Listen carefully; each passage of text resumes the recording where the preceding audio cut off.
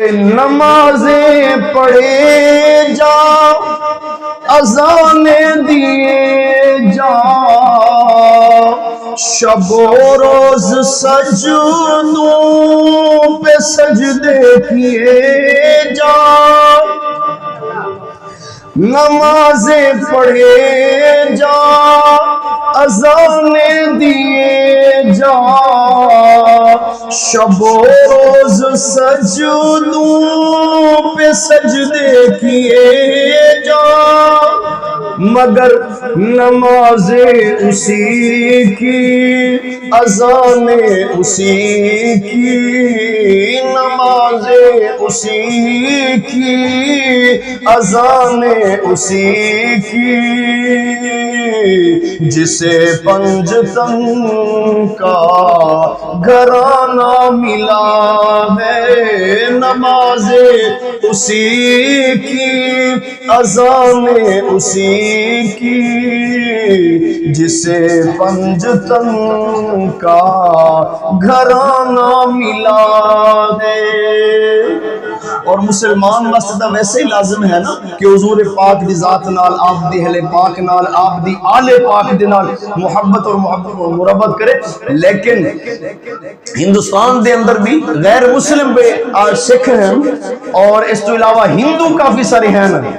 جڑے حضور پاک صلی اللہ علیہ وسلم دی آل پاک نال، اہل بیت نال، امام علی مقام دی ذات پاک نال اس قدر محبت کر دینا، یقین کرو عقل تک رہ جاندی ہے۔ روپ کماری نا انڈیا دی بڑی مشہور شاعرہ ہے،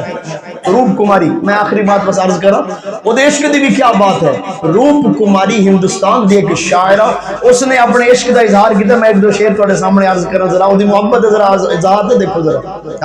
کہنے لگی کہ حیدر کی ثنا گو ہوں، بے پیر نہیں ہوں، حیدر کی ثنا گو ہوں، بے پیر نہیں ہوں، ہندو ہوں مگر قاتل شبیر نہیں ہوں، اور حسین اگر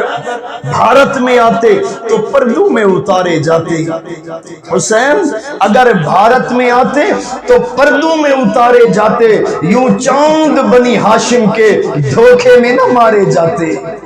ہائے ہائے، حسین اگر بھارت میں آتے تو پردوں میں اتارے جاتے، یوں چاند بنی ہاشم کے دھوکے میں نہ مارے جاتے،